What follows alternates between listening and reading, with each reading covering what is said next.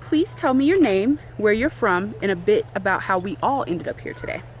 My name is Charlie Chafer, and I'm the co-founder and CEO of Celestis, Inc. We're headquartered in Houston, Texas.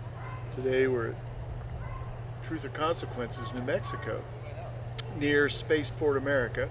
We're conducting our 15th Memorial Spaceflight mission tomorrow, an Earthrise mission, which is one of our 4 services, where we'll send a symbolic portion of the cremated remains of 51 people into space and recover the capsules that they fly in and return them to the families as a flown keepsake. Okay. Now, you mentioned your 4 services. Can you briefly tell me about what those 4 services are? We have Earthrise, which is up and down, a suborbital mission that creates a flown keepsake.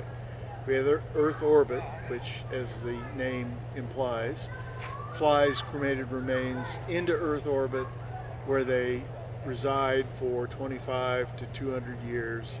Eventually, the laws of physics bring them back to the atmosphere, where they burn up entirety like a shooting star, sort of an ashes to ashes experience. We have our Luna service, which provides for putting the ashes on the moon. And then we have a Voyager service, which is a deep space service where the cremated remains are flown on a permanent deep space trajectory. Okay. So you are co-founder of the Celestis company, correct? Correct. Okay. Where does your love for space derive? I think I was a child of the 60s, and as a child of the 60s, 50s and 60s, there wasn't anything more important going on than the race to the moon. And we get out of class in elementary school to watch that. And that's really where my interest was peaked. It kind of went away in the 70s, but I went to Georgetown University and took a class on world resources in the next century. And that class posited the notion that we'd basically run out of all the world's resources in the next century.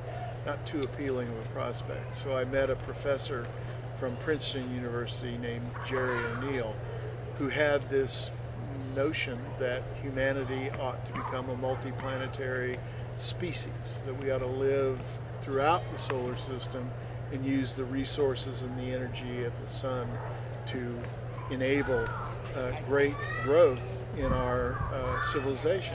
That appealed to me a lot more than, as Jerry used to say, in the future we have a choice. We can either organize scarcity or we can create wealth. Well, from my perspective, humans don't do really well on organizing scarcity. It's usually called war. And wealth creation within the context of social consciousness seems like the right approach. Okay.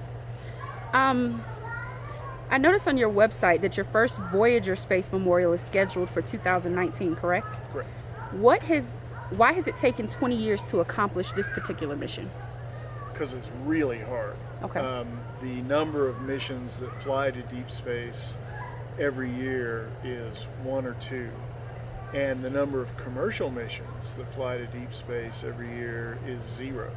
And so we've had to not only create the service, we've had to create the capability to go into deep space. And that's been the most challenging part of what we're doing. Okay. How many people have you honored with a Space Memorial? I think we're right at about 1,200 flight capsules flown, which I like to say is more than all of the governments of the world combined have launched people into space. Let's talk about these capsules for a minute. What are these capsules made out of? And what makes them capable of going out of Earth's orbit? So the flight capsules are made out of industrial grade aluminum. They are tested, thermal, vacuumed, every sort of way to make sure that they can withstand the rigors of spaceflight. Okay.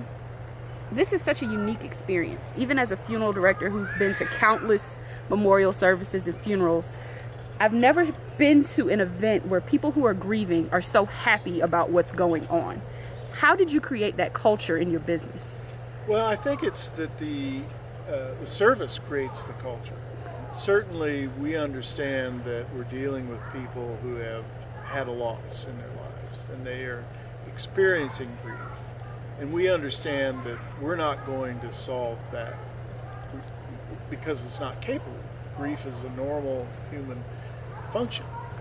But as I've said numerous times, you'll never attend a funeral with as much high-fiving and cheering as you'll see tomorrow at our launch.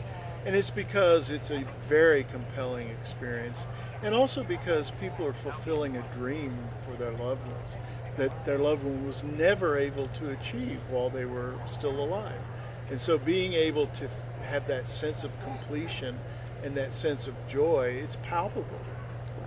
So the connections that you've been building and the relationships that you've been building with these families over the months and years as they've been preparing to launch their loved ones, does that relationship end this weekend?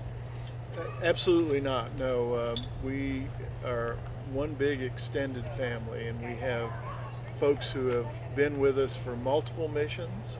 We have folks that we ask to speak to people that are considering whether they want to choose our service or not. And I fully expect several of these people will become our Facebook fans and stay with us and come to other launches and, be someone that says, yeah, I did that, and it was really cool. Wow. Something that I did notice, and you don't have to answer this if you don't want to, but I noticed that I'm one of the only African Americans here today.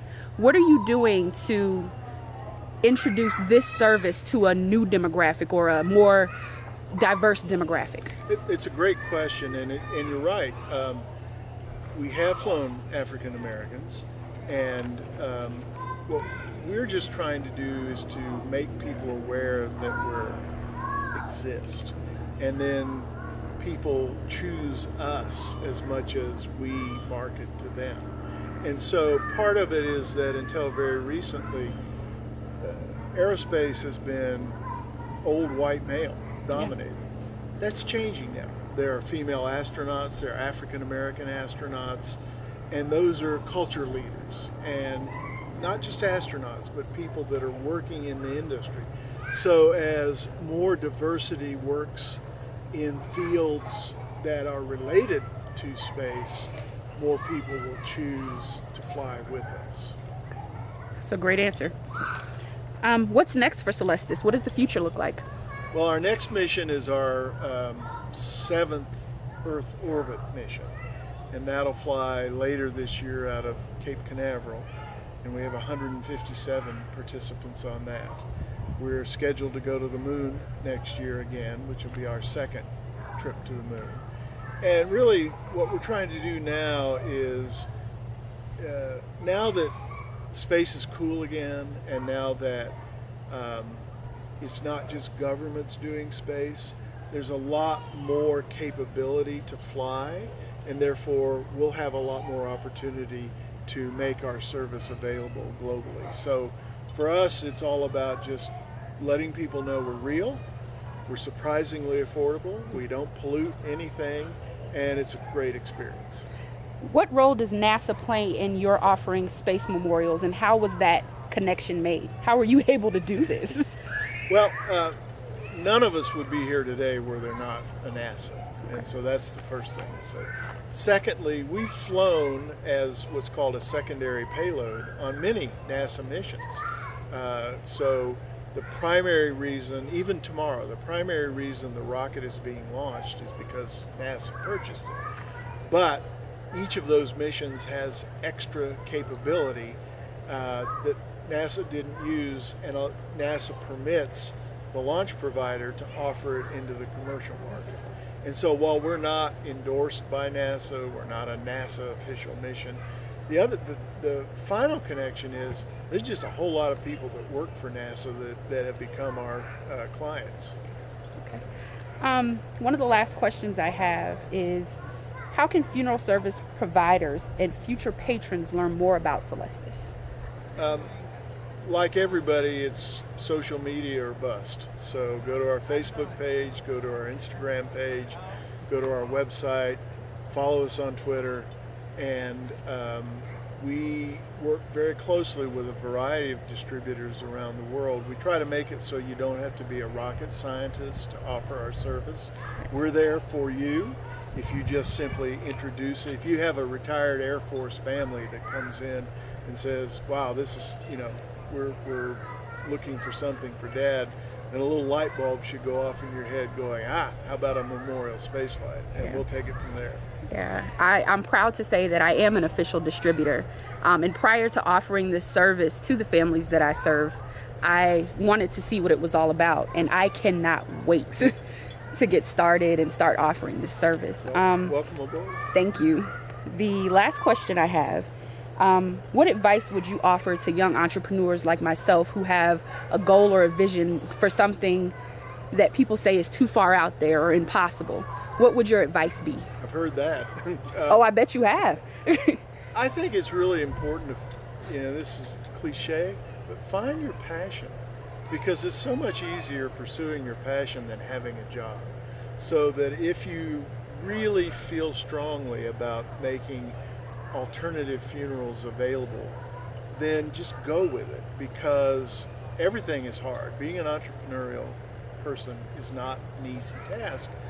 But on the other side, there's really no such thing as security in jobs anymore anyway. So I find the creativity and the freedom and the ability to be my own self compelling as an entrepreneur, outweighing any perceived other sorts of alternatives.